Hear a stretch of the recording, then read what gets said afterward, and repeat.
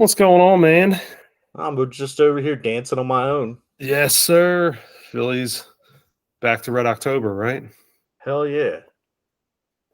And you just enlightened me because I just thought tonight's win was a playoff, but no, it's a home field wild card spot. So Yes, sir. pretty awesome. So I don't know, kind of real quick though, looking at how the rest of the wild card is not shaken out yet. A lot of those teams are really close. The Phillies had kind of pulled away there in the last week because they now have won 6 in a row, so they got that all kind of buttoned up and done away with. But you still have 2 spots open. You've got right now as it sits, Arizona, the Cubs, Miami are all within half a game of one another. So if 3 teams fight for 2 spots, on the outside looking in, you have Cincinnati a game and a half out. So it's certainly realistic that they would come and possibly clinch one of those spots. San Diego is 1 game from being eliminated, and San Francisco is 2 games from being eliminated. I don't think you hear from either of those. They're just too far out to me with too few games remaining to make anything. A lot of things would have to break right for either team. So I don't know. What's your take on who might clinch these other 2 spots and how this works out? I want Cincinnati, man. Honestly, I want to see, and I know he's fallen off a little bit. I want to see what Ellie De La Cruz can do in the playoffs when he gets in that big spotlight. Mm-hmm. Like he hasn't played well really since the All-Star break, but he's just such an intriguing prospect to me and such an intriguing player. If he pulls it all together again, he could really be like the next big star in the National League, I think. And I'd really like to see it because he pisses people off, and I love that. Yeah, no, you're right. No, he has kind of fallen off, and it's a shame to see because he was like, man, he came out of the gates just awesome, and I think everyone kind of had that fever, and everyone was looking for his cards and anything. It was just this guy was just like the next big thing, and I think he will be. I really do. I think he'll be something special moving forward for the Reds. No, I agree. I'd love to see them in it. I would like to think that Arizona takes the other spot. I don't know, that, right now they're beating up on the White Sox pretty bad. But, man, that team's just tough.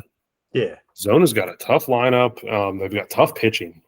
So I don't know. That one kind of scares me. But you come into the bank there in the playoffs. Yeah, that's the thing. Like, look, I'll be honest with you. I don't want to play Arizona. I don't want to play a hot San Diego team. So if they were somehow to pull it off and make it into the playoffs, that would not be a team that I would want to play. San Francisco, I kind of want to play just so we can stomp them out too, just like we did the 49ers. Yeah, let's get rid of Kapler one more time. Yeah. And yeah, plus fucking Gabe Kapler, I mean. Fuck him. Fucking douchebag. Yeah. And the Cubs, I don't know. The Cubs have gotten really, really hot there for a while, and they've kind of been flirting with this whole playoff notion. Now, whether they stick it out here in the last week remains to be seen.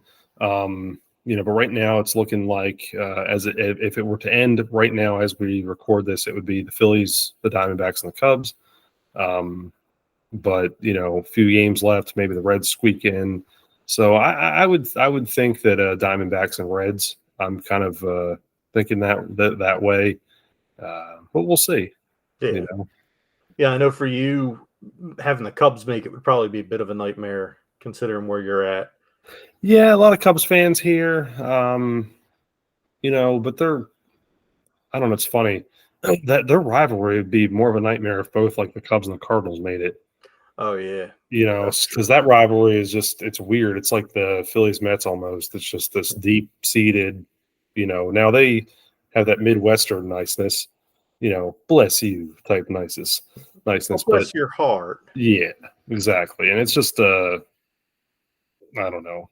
Fake. Yeah, but it's very ugly. So it's got that. So yeah, exactly. So. But no, I don't know, man. Cubs, they basically did something similar to what we did in the offseason. There was 4 hot, superstars out there, all shortstops, and the Cubs nabbed another one of them, just with the stupidest name ever. Dansby. Exactly. So I don't know. How did that work out for him this year? Yeah, I mean they're flirting with a playoff spot too. So well, yeah, but maybe correct me if I'm wrong, but didn't Dansby kind of shit the bed? Let's pull him up real quick just to see. Because I feel like there was a point where all of the big free agent shortstops were not having good years, and then Trey turned it around. Let's just throw some. Again, we're going to use numbers that are accurate as of yesterday, and we're just going to kind of play the game of who won the battle for this year with these 4, because we talked about this early on, basically right before the baseball season began and kind of before the Phillies even signed Trey. So let's go with Carlos Correa first with the Twins. Now the Twins have actually been not a bad team at all this year. No. So you've got the Twins already clinching their division. They're playoff bound, so let's put that first and foremost out front. However, Carlos Correa goes and hits right now, or at least as of yesterday, 230, 18 homers. Metrically good for 1.3 WAR. Then let's turn to the guy that San Diego went for, Xander Bogaerts. A bit better, 283, 19 homers. His WAR at 4.4. Trey, started off really, really, really bad for us. I mean, bad. It was like, oh boy, what are we to get ourselves into here? But then we've talked about it here where the fans got behind him. And most of these numbers really have just come within the last 2 months. 263, 26 home runs.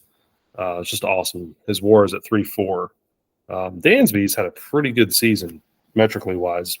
But the funny thing is, batting average and home run total are lower than Trey. 250, 22 with a 4.6 WAR. So his is probably defensive, I would imagine. Yeah. I'm looking real quick. Yeah. His is a good chunk of his comes defensively. Trey, his is going to come defensively too, but not as much. A lot of his is just straight up like offensive. So why does it show 3.4 there? It should be 4.4. I don't know. Whatever. But Trey's having I think baseball reference is wrong.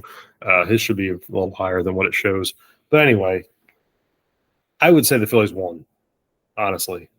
You've got the guy with to me, on the surface, the better offensive numbers. And the fact the guys hit most of that stuff in the last 2 months.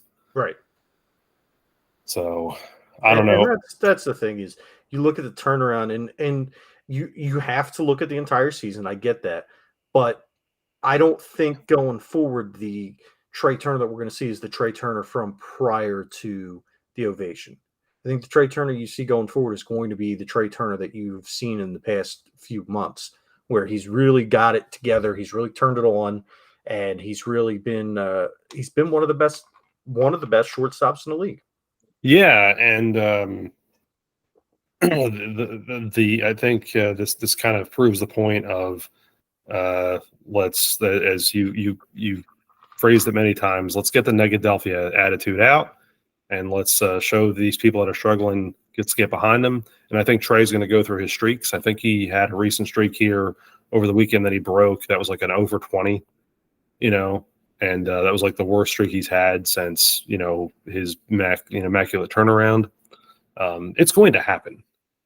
But, I think he realizes that, you have this fan base behind him, and it's something special. Real quickly though, I want to flip and kind of get your thoughts on the American League. Baltimore clinched early. Minnesota, we already mentioned, and oddly enough, Tampa Bay clinched a few days ago with their wild card spot. So Baltimore and Tampa Bay out of the East. Right now, you basically have a big battle in the AL West between Houston, Seattle, and the Rangers. They're all flirting just within a couple of games of one another. And Toronto, which oddly enough is yet another AL East team. So you're basically very likely going to end up with 3 AL East teams out of these 6, which is just crazy. And they're not the Yankees or the Red Sox, which is amazing. Isn't that nuts? Let me put that out there first of all.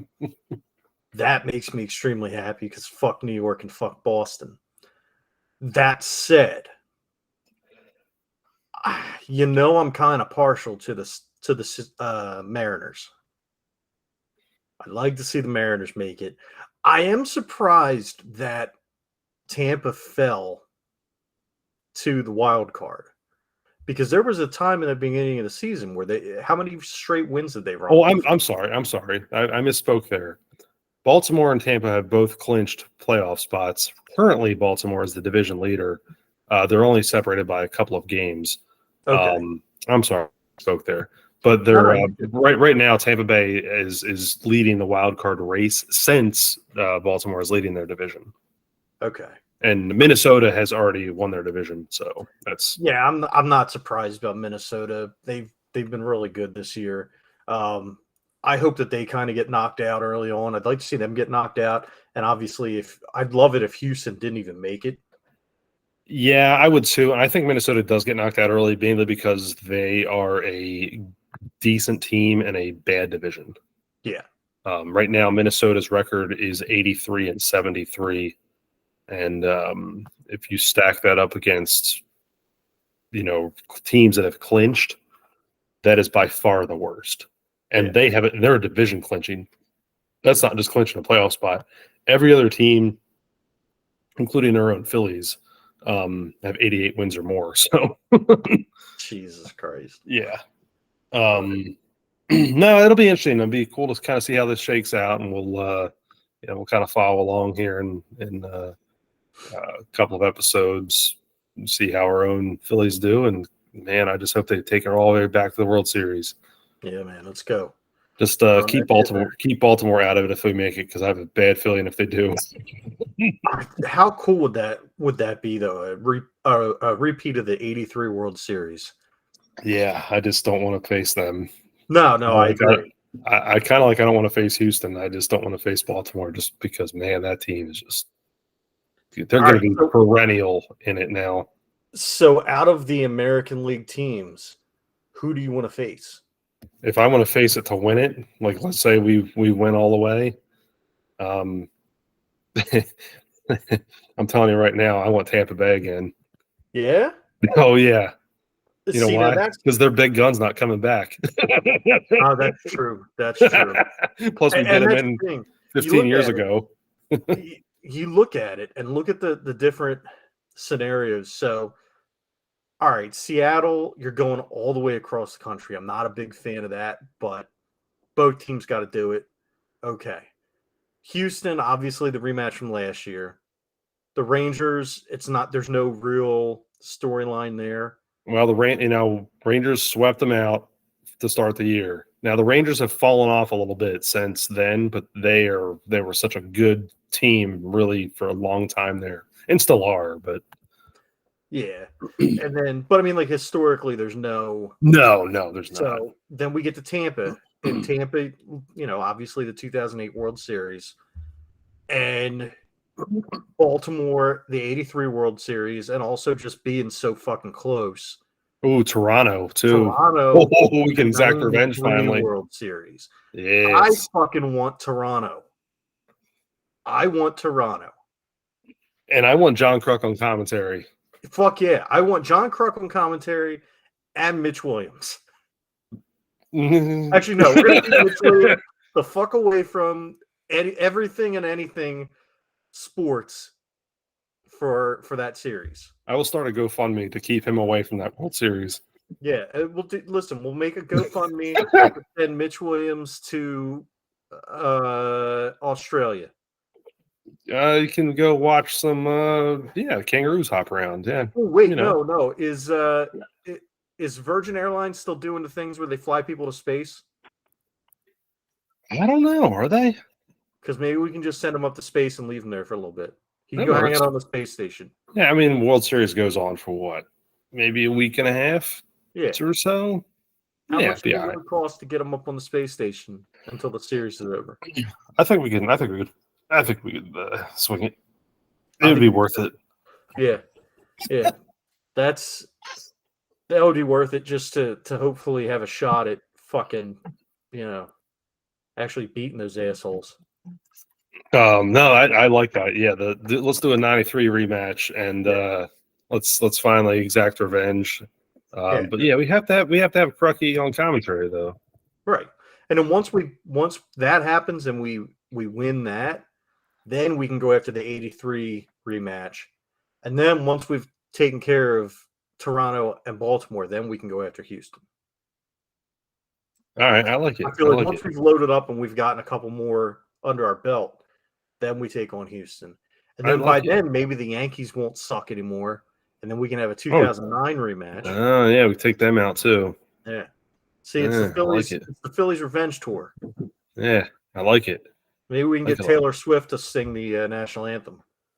Well, maybe. She'll probably be too busy in Kansas City. Yeah, exactly. That's what I was thinking. So, speaking of, we got a couple weeks of NFL action to kind of run down. We're obviously going to focus heavily on the Birds, but we're big football fans, and I think a lot of it comes from the fact that we've played fantasy football for years and years and years. So we do like to follow other players and other teams, and not that we're fans of necessarily, but we do keep tabs on it.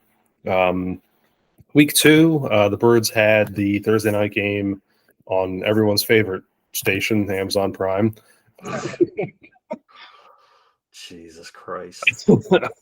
And look, the Eagles had that game in hand. I know the Vikings were up at one point, but to me, that score never really dictated how that game felt.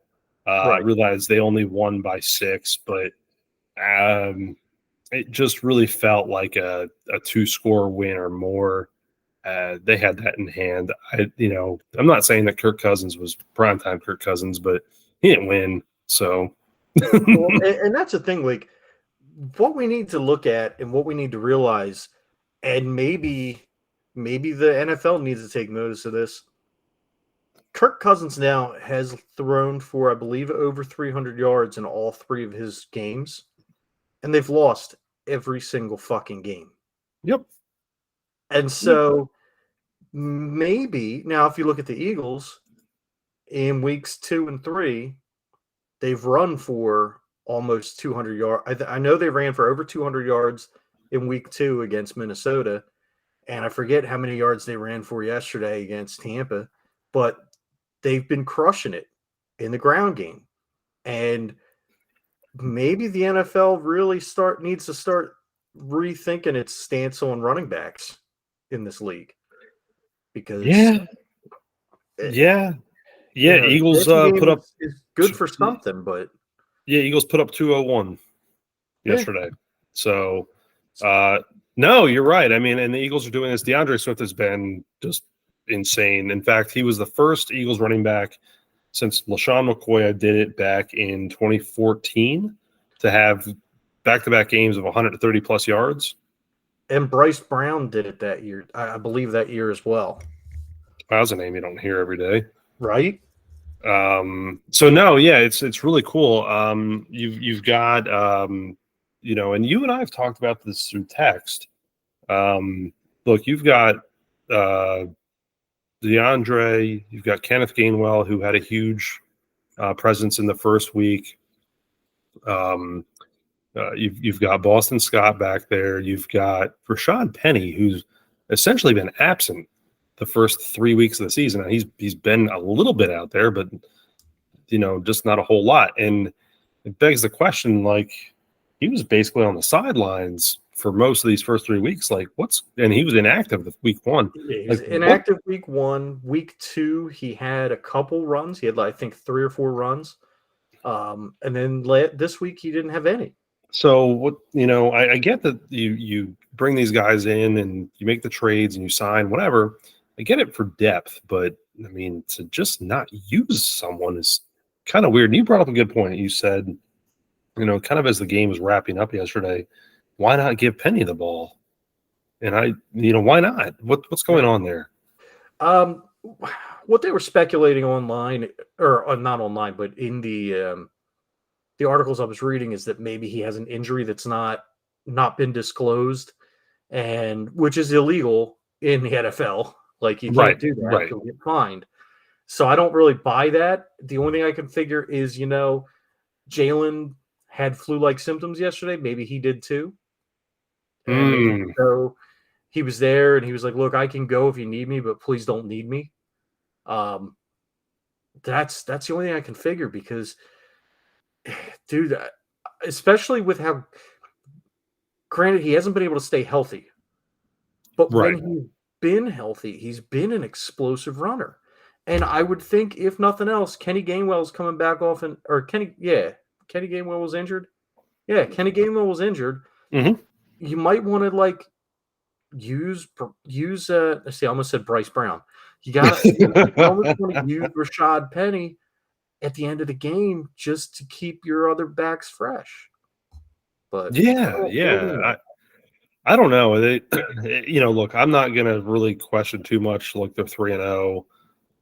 It's been a really nice. The first 2 weeks I was kind of like, but you really can't tell. Week 1, especially, and week 2 is what it is. Especially because your starters don't get hardly any reps during the preseason. So you're just kind of getting their preseason out of the way. Last night was a statement win, in my opinion. Now, granted, I think it could have been much more of a blowout, but you have that one pick that was within the yard or foot or whatever it was of the end zone. That was a ball designed to go to Devontae, and then the next play turns into a safety, which quite possibly was one of the dumbest play calls I've ever seen watching football ever. Mm-hmm.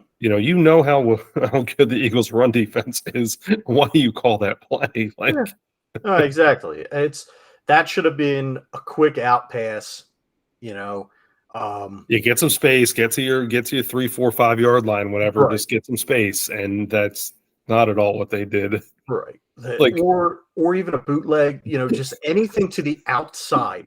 Let's run a goal line play on our own goal line. Right. You're running into the fucking teeth. That defense has been mutilating your running backs all game. And fuck it. Let's run a dive.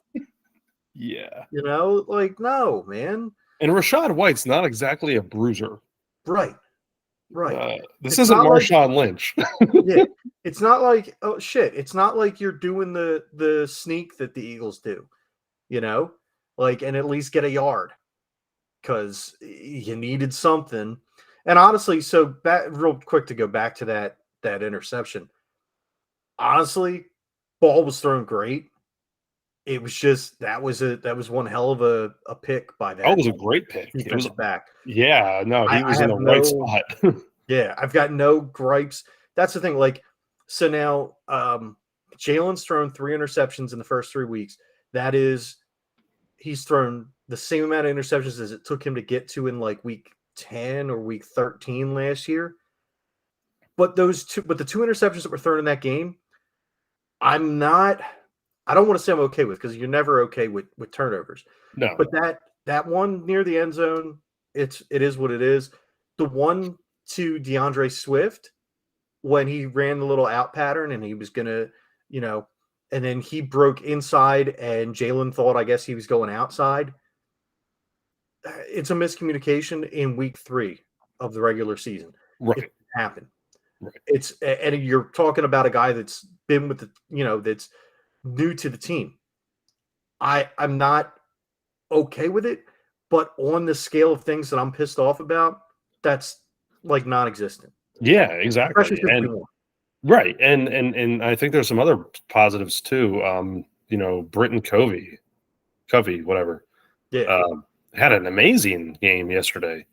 Great returns. Just I mean, basically for a guy that was not guaranteed anything, and was practice squatted and was brought back up because they had nobody. And that's just how he's been treated pretty much all season. Dude, I mean, awesome. Yeah. Awesome game.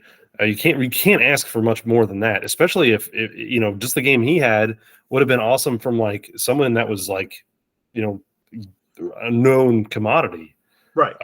He's known to not do good at all. So I mean, well, and that's where I care to disagree a little bit. Is he, for some reason, our fans don't really like him, but honestly, he's had maybe one or two slip ups, but when he returns the ball, he does good. So I don't really have anything against him. I think he's a pretty decent returner. Would I like to see more out of him? Yeah, absolutely. But I think that he gets slighted a lot because he's part of that Michael Clay special teams unit that has underachieved in every aspect of the game aside from Jake Elliott. So I think he kind of gets a bad rub from that. But aside from that, I really think he's a good returner. I think he just scares me with his hands. I don't know why. Yeah. I just feel like he's even the very turnover prone. Even that really good return that he had in this game, he did kind of bobble it real quick, and then he broke it. Yeah, so, I think that's what always concerned me about him. But he had a hell of a game yesterday. Let's talk a little bit Jalen Carter. My goodness, Jesus, good Lord, all those Georgia guys. God, and imagine when we get Kobe Dean back, and imagine this. Imagine Nolan Smith fully understanding and fully getting the defense. Yeah, you can see him growing week by week now. Right. By the end of the season, if they all stay healthy, this defense is going to be ridiculous. Yeah. It's already reaching ridiculous levels with not allowing any team to run for more than, I think, 78 yards, which is what the Patriots had. They had, I believe, 78 yards in the first game. And since then, it's just gone down. Yeah, 41 yesterday. Yeah. So, you're talking a team that perennially the run defense has been an issue. And right now, as things stand, they're number one in the league against the rush. Yeah. Yeah, it's been awesome. So I'm really excited to kind of see, as we move forward, I was not concerned, but it was like after week one, obviously, like I said, we're basically talking the regulars are getting their preseason out of the way. It was a kind of like week one of last year where it was like, man, it's a really close game against a team that probably shouldn't have been as close as it was. And then the Vikings game didn't feel like a statement, but it felt, that they could have probably been a little bit further away than the 6 points. Right. And then yesterday felt like more of the statement. Again, they probably could have rolled up an extra touchdown or two. Oh, yeah. Just the way it was. Moving forward,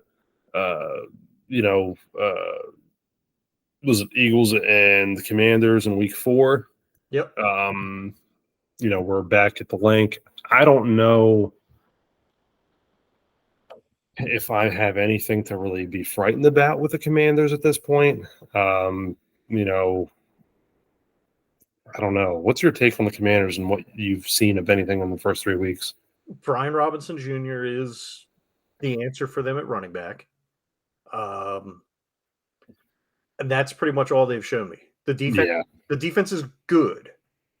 The defense is not great. Yeah.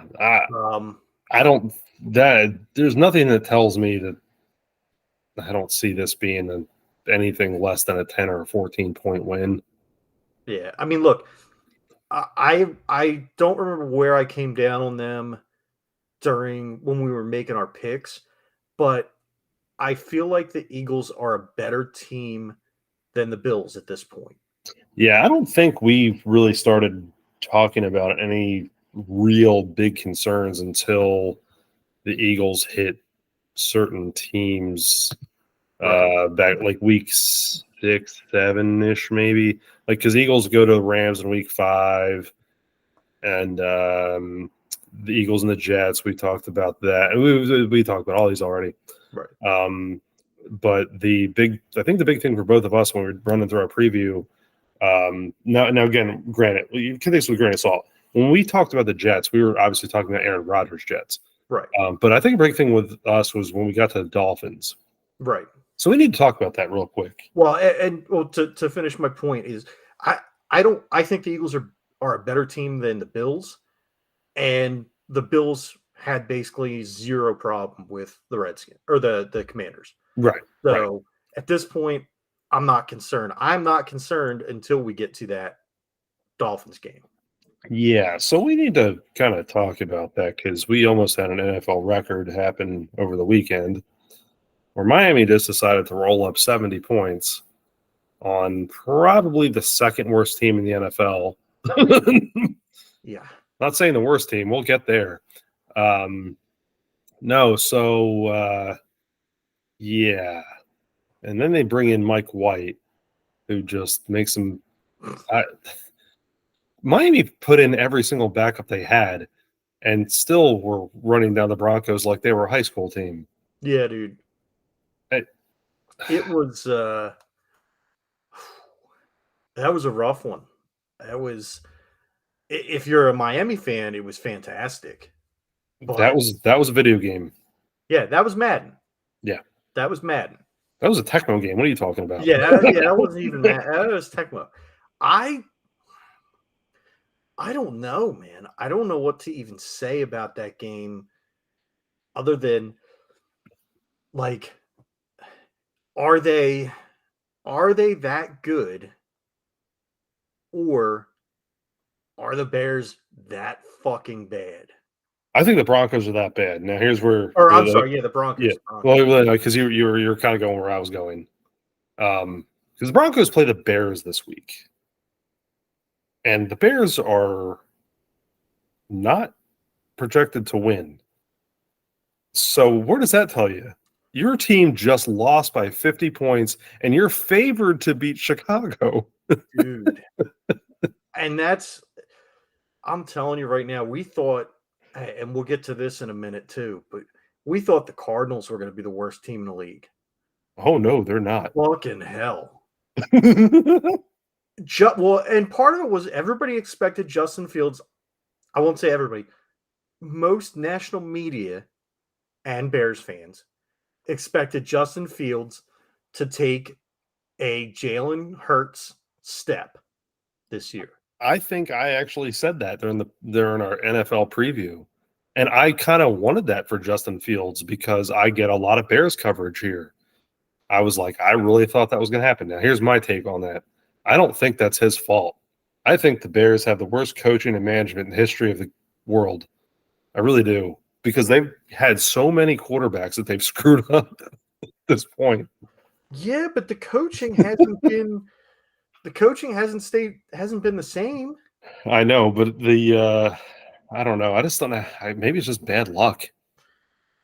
I don't know. I mean, are they the Anaheim Angels of Los Angeles of the NFL? That could be. So now here's my take, though. What if the Bears somehow managed to beat the Broncos?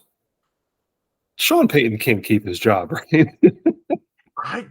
Here's the thing. I don't know that you can fire Sean Payton during the season. I don't know that the Broncos would. I don't know that John Lynch, who's the GM of the Broncos, right, would. I don't know that he would do that to Sean Payton out of professional courtesy.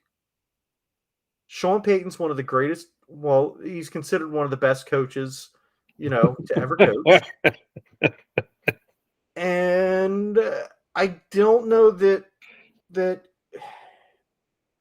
I guess it would really depend on whose idea it was to bring him in the first place. Yeah, good point. Because if it was John Lynch's idea and the owner's like, yo, you need to fire your boy or else I'm going to fire both of you, then that's one thing. But if it was the owner's idea, the owner might be like, yo, Just let him stay till the end of the season, and then we'll get a good draft pick, and then we're out. Or wait, did they trade? Wait a second. They didn't get any. Yeah, they did some crazy stuff to get all that to work out, didn't they? What is their?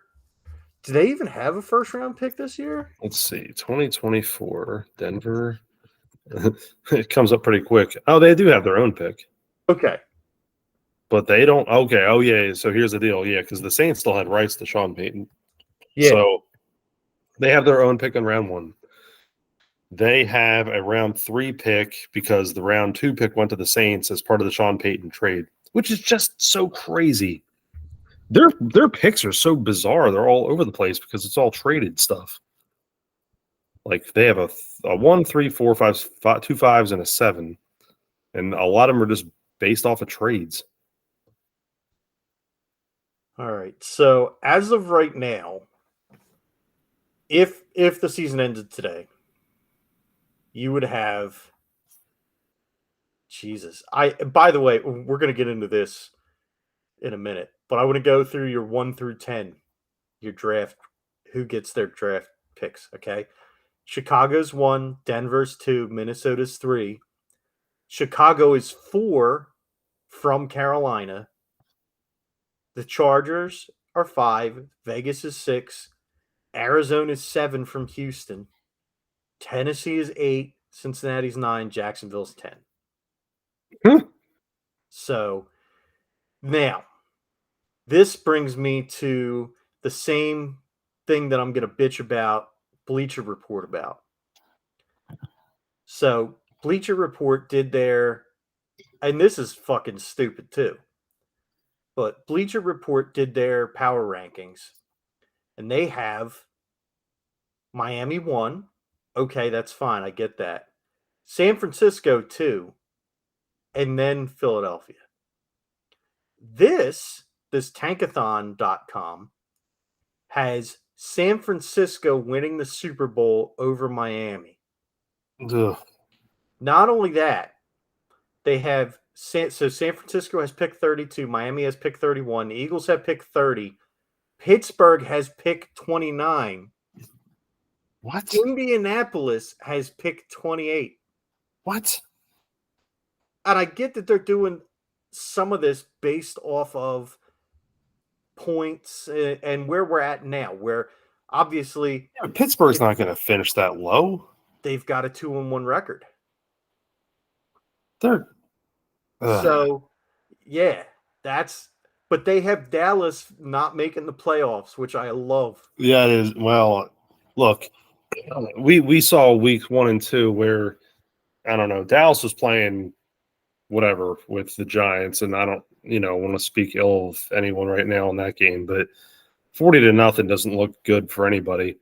And then, obviously Dallas just gets basically this cake schedule right early. So we all thought, wow, they're just going to just kill the Cardinals. This is going to be another 40-0. But Joshua Dobbs had other plans. Mm-hmm. And the hairless one came through. 28-16. Yep. Good for him. And you know what? They're making do with players that are not household names. Dude, they're the Cleveland Indians from Major League. Exactly. I mean, they're basically – well, they do have – Ertz is still there, isn't he? Yeah. Okay, so they have Ertz. But he's not exactly like top of the food chain as far as bringing down balls and getting in the end zone. Right. Their top wide receivers like Marquise Brown. I think he came from the Ravens, right? Maybe. Yeah, Hollywood Brown. Yeah. I mean, it's not like – but, the guy's, I guess, a known commodity, but he's not Tyreek Hill, and he's not Justin Jefferson, and he's not, A.J. Brown, and he's not any of these top flight guys. He's just a good receiver. Right. And that's the thing. They've got good pieces. They've got, like you said, Zach Ertz. They've got Hollywood Brown. They've got James Conner, who's a good running back. Oh, yeah. Keith come from Pittsburgh, didn't he? Yeah. They've got some pieces on defense. They have Budda Baker. They have Kaiser White, former Eagle. They have Kevon Wallace, who former Eagle, but whatever. Yeah. But they've got pieces. Where I questioned, and I think where everybody questioned, was the coaching staff, and honestly, the quarterback. Because, all right, Josh Dobbs got traded to them week 1. He was in the lead up to week 1 is when he got handed the playbook and said, "Hey, figure it out." You know, so that didn't exactly portend good things for them. No. And by week 3, he'd figured it out enough to be able to beat Dak Prescott and the Dallas Cowboys. Yeah, So, who after the first 2 weeks looked like a team that they were going to absolutely steamroll, and I hated it too because I honestly thought it was a crap. Like, I obviously, you don't take much stake in week 1. Said that, but it's like, man, you look at the scores and you look at what they did, and it's like, man, you just hate like the fact that they're playing Arizona, and you're thinking, man, they're going to run up a bunch of points against them too. You're thinking it's going to be a 30 or 40 to nothing or whatever, type game, and it's like we're just going to hear nothing but them boys all day long. And, right. Look, it's the one time I want Arizona to win, and especially under Jonathan Gannon's direction. Yeah. And they could go 1-16 for all I care. But look, they proved the point. That's a statement win. Yeah. Especially against a team that had basically made the Giants look like little Giants in week 1. Mm-hmm. And then they played the Jets, right, week 2. Yeah. And that game was just silly too. And who they go from week 4 though? It's like their schedule is like ridiculously weak. Yeah, their schedule's fucking bizarre. I mean, and look at it like this too. Yeah, they played New England, which is probably their hardest opponent, really, on paper, if you take out the Arizona game, apparently. Yeah. Well, and you look at it too, the Cardinals played the Giants, and the Cards were beating the Giants. And then all of a sudden the Giants were like, "Oh yeah, we got to play football." And they came back and won that game. But the Cardinals could very well be 2-1 at this point, which surprises the hell out of me. I'm sure it surprises you as well. Yeah. And they're showing a surprising amount of fight. Yeah. Maybe we're wrong. I don't know if Joshua Dobbs can hang in there. I mean, I don't even want to talk about Kyler Murray. I don't know. They've Got a quarterback problem. Yeah, they've got to figure that out because if I were them, I'd figure out some way to move him if I could. Yeah. You're going to have to wait till after he comes back and he's healthy and he's shown people that he can play. But the guy doesn't seem to really give a shit. No, they need to move on. But just kind of looking back though on anything from week 2 or 3, was there any games or things that kind of stood out to you or other teams that you're like, oh wow, this is really cool? Or I'll tell you what, Sam Laporta, tight end, Detroit Lions. The Lions have been looking good. They haven't been relying on the run game as much as I thought and hoped they would when I drafted Jahmyr Gibbs in both my leagues. But Sam Laporta has been a surprisingly good tight end. He's actually outplaying guys like George Kittle, your Dallas Goedert, your perennially top tight ends in the league. Mm-hmm. Stats wise, he's outplaying them. So it's cool to see some relatively unknown players step up and do their thing. It'll be interesting to see what happens now with New Orleans with Carr going down with the sprained AC joint. It looks like Houston made the right choice with their quarterback that they drafted. CJ Stroud, yeah, CJ Stroud over Bryce Young. Yeah, really they've developed a great receiving core, Nathaniel Dell, and then the veteran Robert Woods. They brought him in; he's looked fantastic there. Nico Collins has been outstanding. I always forget the top guy, but John Mechie III, who he was drafted last year and couldn't play due to leukemia, and he made it back. He's been cleared, made it back, and had his first catch. Oh, awesome! That is awesome. Kudos to him. That's really cool. I'm glad he's healthy and back on the field. There's just been a lot of cool stories throughout the first couple weeks, and obviously, I'm most happy about one, the Eagles being 3-0, despite still not having played their best football yet, and two, Dallas losing to the Cardinals. That that Yeah. always helps. Exactly. No, to kind of look at the first couple weeks myself, or excuse me, weeks 2 and 3. You know, it's been week 3 was a little crazy. You just had some obviously unexpected things, like we've already talked about with the Cardinals over the Cowboys, and the Bills kind of finally showing up and really dominating the Commanders. The Browns, man, they've been really surprising to me. Even after the Nick Chubb injury. Yeah, Jesus Christ, with that Nick Chubb injury. Yeah.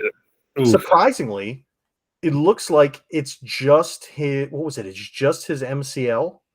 So he's not. I thought he tore every single ligament. Yeah, I thought he was done. Yeah, I thought his career was over. But they're saying he should be back next year. Yeah, absolutely wild. But no, the Browns have been surprisingly decent. I love talking about the Texans. I love seeing how they're developing. I think you're right. I think CJ Stroud is a good choice. The Jaguars have been not good. Kind of surprising there. Look, I got to give a little bit of love to Jordan Love. Really surprising. We didn't know how that was going to kind of pan out post Aaron Rodgers. And, boy, he really showed up in week 3. And, granted, that was a game that Derek Carr went down. But Jordan Love routes back a 17-0 hole in the fourth quarter and takes the Packers over the Saints in week 3. And that's pretty cool to see from a young guy. Yeah. And that's without some key pieces, too, because they've had a lot of injuries. Yeah. They were kind of already running on backups and, taping it together there. But no, moving forward, it's kind of exciting. I am really, really curious about the Bears Broncos in week 4, just because I like to see how the really bad teams handle each other. Yeah. Oh, you know what we forgot? Gardner Minshew pulling a Dan Orlovsky. Yes. Stepping out of the back of the head. Because Gardner Minshew's playing in place of the injured Anthony Richardson. Yeah, Shane Steichen's 2-1 Indianapolis Colts. So clearly, Steichen knew what he was doing. We knew that he was the coordinator we were upset to lose. Right. So. Yeah, and I tell you what, man, if Anthony Richardson looked really good when he was on the field, throwing up some good numbers. The problem is that he, concussion. So that's kind of an issue. All right. Real quick, though, we got one little note on the Flyers, then we're going to close up shop. And that note's from you on this one because I didn't follow along, but I know you do. So the Flyers played their first preseason game against the New Jersey Devils, got shelled 6-0. Sean Couturier made his way back to the ice. Cam Atkinson did not. So Coots is looking like he's going to play this year. So hopefully they'll put the C on him. He'll be the captain for this year, and we'll see what happens. They also signed Cam Bjarnason. Fuck, I know I'm saying that name wrong. But they signed their the goalie, one of the goalies they drafted this year. Let me see. Bjarnason. Yeah, no, I had it right. It's Bjarnason. There you go. So Cam Bjarnason gets right. Yeah. What about my boy Carson Bjarnason? There we go. Carson Bjarnason. Because I know they signed my boy Oliver. Yeah, they did sign Oliver Bonk. So they got Bjarnason signed up. So that's good. We've got some goalies in the pipeline in case something happens with Carter Hart, be it a trade or a suspension or anything else. Because still waiting for the fallout from that Team Canada scandal. But it should be an interesting season this year. I've liked what I've heard out of John Tortorella. Hopefully nobody ends up in his doghouse and gets benched, and then we can't trade them at the deadline because that seems to be what happened last year. But I'm looking forward to seeing some growth out of them this year. Not necessarily any big shakes. I don't think they're going to make the playoffs. I don't want them to make the playoffs. I want them to just develop this year. Yeah. Now we'll dive into that on future episodes. I know you're the resident Flyers expert. I'm certainly not. Although if Oliver Bonk hits the ice at any point in the near future, that might change my tune. You're gonna have to get an Oliver Bonk jersey T-shirt. Yeah, or maybe the real thing. Yeah, there you go. You can I might dive all the way in. Well, they did release the new, or they displayed the new jerseys because they did. They obviously they played a game, so they were wearing the new sweaters. So looks pretty sharp. You might have to snag yourself an Oliver Bonk Flyers sweater.